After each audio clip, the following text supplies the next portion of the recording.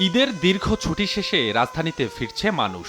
শুক্রবার রাত ৩টা সদরঘাট লঞ্চ টার্মিনালে একে একে ভিড়তে শুরু করে দক্ষিণ অঞ্চলের বিভিন্ন জেলা থেকে ছেড়ে আসা লঞ্চগুলো। ফিরতি যাত্রায় মানুষের ভিড় ছিল চোখে পড়ার মতো।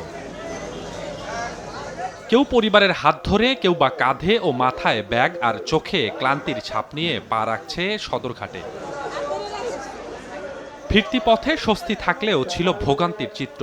অতিরিক্ত যাত্রী, টিকিট পেতে ভোগান্তি আর ব্যাগপত্র সামলাতে হিমশিম খেতে হচ্ছে অনেককেই। তবুও প্রিয়জনের সঙ্গে কাটানো সময়ের স্মৃতি যেন সব কষ্টকে ম্লান করে দেয়। দুইটা লঞ্চে লোড, কিন্তু আমরা সিট পাইতাছি না। আর 11টা বাজে যাচ্ছিলাম, সিট নেই, সব সিট বুক হয়েছে। পরিবার দূরে থাকার ফিলিংস তো বোঝানো যায় না, তবে এই যে ঈদের আনন্দটাকে অনেক গুণ বাড়িয়ে দেয় যখন আমরা পরিবারের সাথে একসাথে হই। 4টা লঞ্চে প্রচন্ড চাপ ছিল।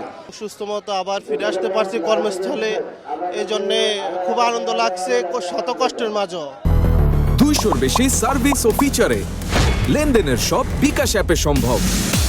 আফসোস আগে এখন ফ্যামিলি থেকে রাইখে আইছি, অবশ্যই আসতো কি কর্মস্থলের জন্য অবশ্যই আসতে হবে, আবার ঢাকা ব্যাক করছে এই জন্য। তবে ঘাট থেকে নেমেই চরম ভোগান্তিতে পড়েন যাত্রীরা।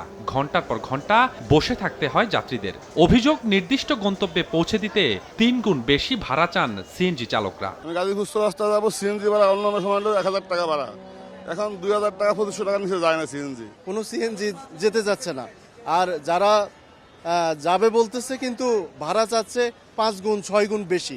অতিরিক্ত ভাড়া চাওয়ায় অনেকেই আবার পায়ে হেঁটেই রওনা হন গন্তব্যের উদ্দেশ্যে। স্বপন আহমেদ, সময় সংবাদ, ঢাকা।